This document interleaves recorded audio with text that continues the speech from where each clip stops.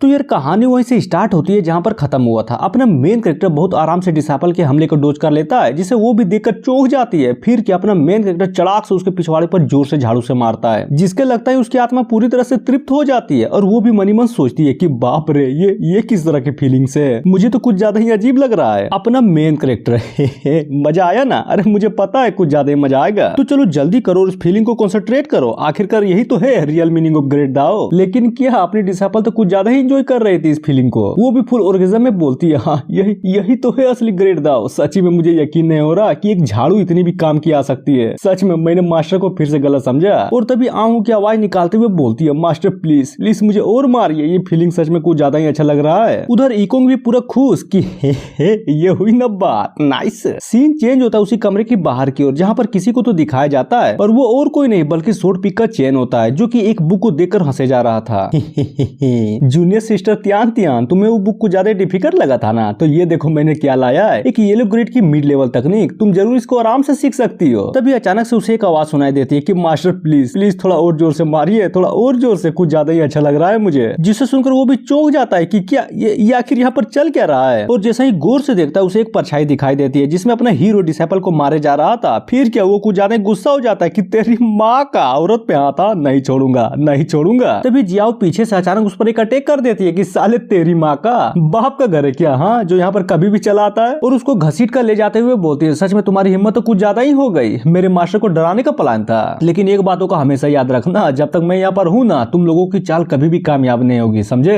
अब आते हैं दूसरे दिन, जहाँ पर अपनी डिसाइपल मस्त मगन में सोई हुई थी और अचानक उठ जाती है वो भी। हाँ, आज का दिन तो कुछ ज्यादा ही बेईमान है, नाइस। और जैसे ही बिस्तर से उठती है उसके पिछवाड़े में कुछ ज्यादा ही दर्द हो रहा था कि मम्मी रे, ये तो कुछ ज्यादा ही दर्द कर रहा है। और ये बोलकर पिछले दिनों को याद करती है कि किस तरह अपने मास्टर को और भी ज्यादा मारने के लिए वो बोल रही थी। फिर क्या शर्माते हुए मनी मन सोचती है कि यार सच्ची में मैं कल पागल हो गई थी क्या, जो मास्टर को और ज्यादा मारने के लिए बोल रही थी। लेकिन ये तो उनकी भी गलती है ना, लड़की पर दया दिखाने छोड़ वो तो उल्टा कस के मारने लगे।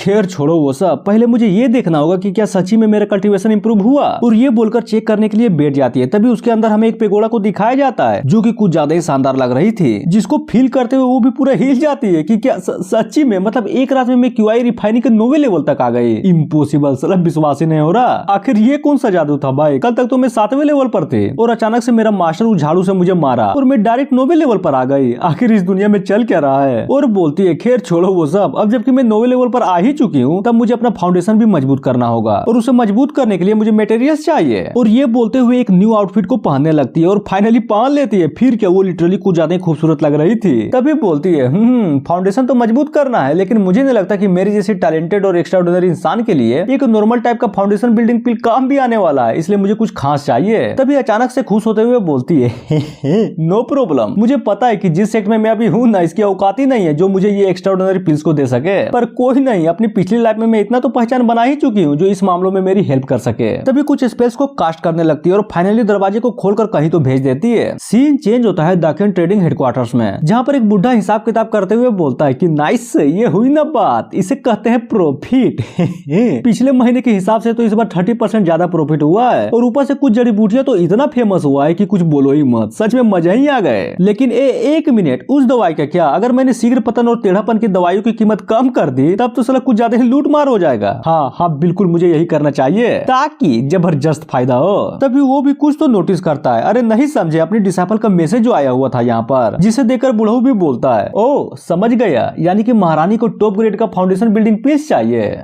और इतना बोलते हैं उस मैसेज को हटाते हुए बोलता है, नहीं मिलेगा। अरे बिल्कुल भी नहीं मिलेगा। क्या वो सच में ये सोचती है कि मैं टॉप ग्रेड का पिल ऐसे उसे फ्री में दे दूंगा? हाँ, अरे बिल्कुल भी नहीं। फिर क्या अपने बिल्ली से हड्डी को छीनते हुए बोलता है, भोसड़ी के इधर ला, उसे पिल्स चाहिए ना। क्यों नहीं इस पिल्स के बदले में उसको एक बर्बिलियन मुर्गी की हड्डी दे दूंगा। अब आते हैं अपने पीक की ओर, जहाँ पर अपना मेन कैरेक्टर एक बक्से को ले जाते हुए बोलता है, फाइनली वो दिन आ ही गया जब मेरी डिसाइपल अपनी ब्रेक थ्रू करेगी। वो लेवल अप करने के लिए फाउंडेशन भी मजबूत होना चाहिए, इसीलिए तो मैं लाया हूँ ये पिल, जो कि एक टॉप ग्रेड का फाउंडेशन बिल्डिंग पिल है। और जैसे वो दरवाजे के पास पहुंचता है तभी अचानक से वो मनी मन सोचता है कि कहीं वो फिर से नहा तो नहीं रही होगी ना। और ये सोचकर अपना मेन कैरेक्टर दरवाजे को नॉक करते हुए बोलता है, मेरी जान अंदर हो कि नहीं, दरवाजा खोल दूं क्या? जिसे सुनकर डिसाइपल भी चौंक जाती है और मना करते हुए बोलती है कि अरे नहीं यार, मैं कुछ काम कर रही हूँ, आप बाहर से बोलिए जो बोलना है। लेकिन क्या घंटा का काम? हाँ, वो तो बस फुल पोज मारते हुए खाई जा रही थी। जिसकी बातों को सुनकर अपना मेन कैरेक्टर भी सोचता है कि यार सच्ची में लगता है वो फिर से नहा रही है और बोलता है देखो उतना इंपॉर्टेंट बात तो नहीं है, लेकिन मैं तुम्हारे लिए कुछ लाया हूँ, और हाँ अगर तुम्हारा हो जाए ना तो दरवाजे पर चेक कर लेना, मैं इसे यहीं पर छोड़ देता हूँ, समझी। और तभी उस डब्बे को वहाँ पर रखते हुए सोचता है देखना वो कुछ ज्यादा खुश हो जाएगी